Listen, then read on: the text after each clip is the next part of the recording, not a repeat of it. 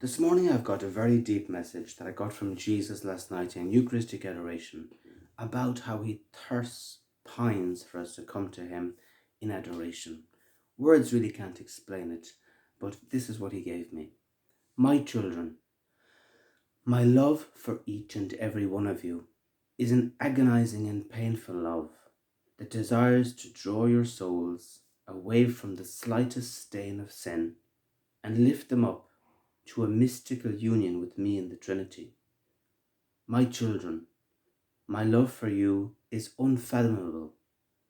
Even the angels are in awe of the love I have for humanity as I pour my very blood on your souls to wash them clean. My children, I yearn passionately for you to respond to me in love and to allow me to transform your lives and souls by your yes. My little ones, I thirst to draw you to me in my Eucharistic presence. I thirst to be known and loved all over the world in my Eucharist. My children, those who adore me regularly in the Eucharist and bring others to me, will be raised to the highest degrees of holiness, and I will bless their lives with extraordinary gifts of love and spiritual protection. My little ones, come and quench my thirst for your souls. I wait, I wait patiently, thirsting to pour out my love on your souls, but I need you to come. I need you to respond. I need you to listen. I need you to trust me. My little ones, pray to my mother to help you. Read constantly the lives of the saints to encourage you, and come spend time with me regularly in the tabernacle or exposed on the altar in my Eucharistic presence. Fear nothing, only trust in me and my love for each one of you. Well, how profound, and as I was receiving that, it's even 1,000 times more profound. And one of the things that I'm struggling almost to get across is Jesus' thirsty, agonizing love for us. Jesus is waiting. Some people have this idea and they say, well, God is perfect, he wants for nothing, and we're down here and we're kind of miserable and stuff. And we'll visit him when he can, but because he's so perfect, it doesn't really matter. Well, it's not like that. Yes, God is perfect, but because he's so perfect, and he's perfect in love, and he sees that we're not perfect, in his utter mercy and love, he wants to make us perfect. And so our business becomes his business. Our weakness becomes his business. Our sins, our imperfections, it all becomes his business because he cares, he loves, he pines. And it's like he is so perfect that when he sees our souls that are imperfect, because of his love, his generosity, his kindness, his charity, his goodness, he wants to help us. He wants to bring us into his perfection. So much he cares for us. And then he's saying to do that, and because he cares for us so much, it becomes a thirsting, agonizing type of a pain. It becomes like the pain of a mother for her sick child. It becomes a pain that's urgent, that's needed, that's necessary. And because of that, then, he wants us to respond. And he says, my love for you is agonizing, painful. And he wants to free our souls from the slightest stain of sin. And that's the thing Jesus is trying to get across to us. Jesus wants to lift us up to the highest degrees of holiness and perfection, unity and the Trinity. And in order to do that, he needs our cooperation. We've all heard, of course, of the analogy that Jesus knocks on the door, but only you can open the door because the door only has one handle. The handle is on the inside, and me or you are on the inside. Well, that opening of the door, if you like, that's our free will. That's our yes. That's when we decide to follow him, when we decide to go to adoration, when we decide to forgive, when we decide to say sorry, when we decide to simplify our lives and renounce maybe worldly things, when we decide to read the lives of the saints and let it penetrate our hearts, when we decide to go against the flow and go to regular mass, even when maybe we're being mocked at or laughed at, or when we decide to make a life decision that's following him and maybe people laugh at us, but we follow him anyway. That's our yes. Or we decide to say sorry to that person that has hurt us, or move away from that situation or whatever. That's all our yes. It's a yes on the inside first that comes in prayer, but afterwards then it becomes a yes on the outside.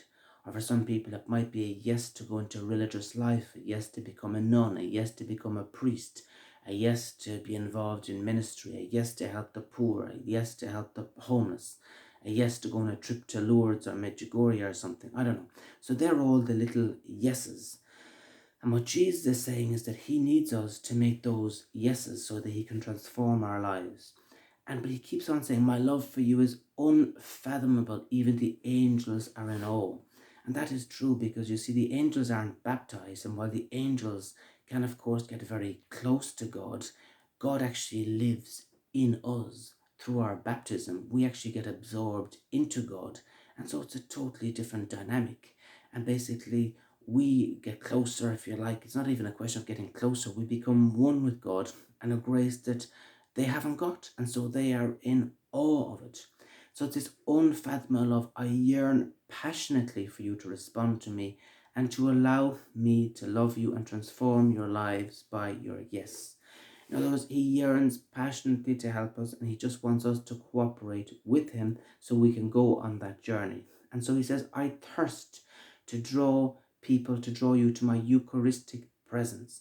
Jesus absolutely desperately wants to be known in the Eucharist. And at the moment, I'm studying church history.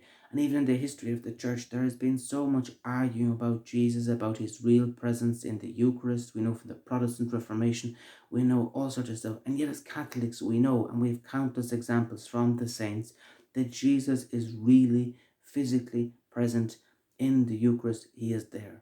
And so he wants us to thirst. He wants us to know him. He wants us to love him, because the more we know him, the more we love him, the more when we receive him, the more graces he's able to pour into our hearts, and also the more he'll heal us. It's in those moments of adoration that he changes our heart, he softens our heart, he convicts our heart, he inspires our hearts, he strengthens our heart. Adoration is essential for our lives. It's like recharging your phone. When you recharge your phone, battery 100%, it can go for another couple of hours. It's the same thing when we recharge our souls. We get filled with God's ideas, God's love, Jesus' love, and we go out and we become Jesus-like. But if we don't do that, then we're not full of his ideas, and we can be full of our own ideas and maybe not even realize it, and be going further away from him, both in our own lives and the example we're giving from others or to others. So my children, those who adore me regularly, he says, and bring other people to adore him, they will be raised to the highest degree of holiness, and he will bless them with extraordinary gifts of love and spiritual protection. So in other words, Jesus is promising blessings. He's saying that your soul will be raised up to degrees of holiness that is unimaginable. He will bless you in this life with love. He will bless you with spiritual protection, and he will not leave you weak. He will not leave you abandoned. My little ones, he says, come and quench my thirst for your souls. Imagine, quench his thirst. It's not just this neutral, like if you have time today, spend a couple of minutes with Jesus. It's not like that. It's urgent. He's thirsting. He's yearning. He has this fire, this ardent yearn. He is thirsting. It's urgent. And come, he says, and quench my thirst. He's thirsting so much that it's paining him. He's thirsting so much that the only thing that could console him is if some human being or souls come along and says, Jesus, I am here, I am yours, allow me to be your instrument, allow me to be your hands, to be your feet, to be your voice, to be your mouthpiece, to be your everything. I give you my soul. That is the only thing that can quench his thirst. It's our surrender, our yes. And so he says, I wait patiently, thirsting to pour out my love in your souls. But I need you to come. I need you to respond. I need you to listen. I need you to trust me. In other words, without us saying yes, Jesus isn't going to violate our free will, and there'll be no missionaries, there'll be no priests, there'll be no preachers, there'll be no healers if people don't say yes. And so he needs our help. And so he needs us to say yes. And he's begging us. He's pleading with us. He's yearning for us. He's got tears at times flowing down his eyes. His heart is bleeding for us to help him to reach out to more souls, to help him to bring people to the Eucharist, to bring people to his Eucharistic presence, to bring people maybe to Medjugorje, to bring people to prayer, to bring people to love. He's yearning. And imagine how much we make him happy when we say, yes, Jesus, I will help you. I'm not perfect, but I'm all you've got, so I will help you. And so he says, finally, pray to my mother to help you. And we have Our Lady here, and who better to help us than Our Lady? Pray to Our Lady to help us, and read constantly the lives of the saints to encourage you to come. Come spend time with me regularly in the tabernacle or exposed on the altar in my Eucharistic presence.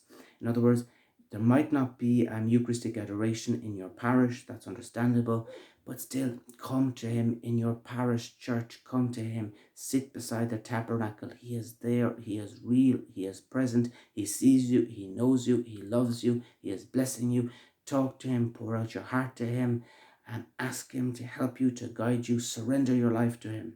And also by reading the lives of the saints, we get inspired from their lives as to how to respond as well. And finally, very last thing, he says, fear nothing, only trust in me and make my love my love for each one of you. Trust in his love. If we think at times about how silly we are as human beings, we're able to trust the dentist, we're able to trust the doctor, we're able to trust the bus driver when we go on a bus, and there we are struggling to trust Jesus, our God, our Creator, the Father, the Holy Spirit, and there we are struggling to trust. And that, of course, is the misfortune of the effect of sin on us. And so we must be constantly lifting back up our souls, refocusing our souls over onto Jesus, over onto his love, and talking to our own souls and saying, trust my soul, trust in him. You're not being tricked. He knows you, he loves you, he's guiding you, he is with you. Trust. So on that note, let us have a beautiful day of prayer, especially for Lent. Go to adoration. Allow yourself to fall in love with Jesus, to console him, to love him, to know him, to bring people to him, to bring your own soul to him, to surrender your soul, whatever areas you may need surrendering, and also to talk about adoration to other people. Don't be afraid to talk about adoration on your Instagram, on your Facebook, to your friends, in your workplaces. Don't be afraid to make Jesus known. He is with you, he knows you, he loves you. Thank you for watching.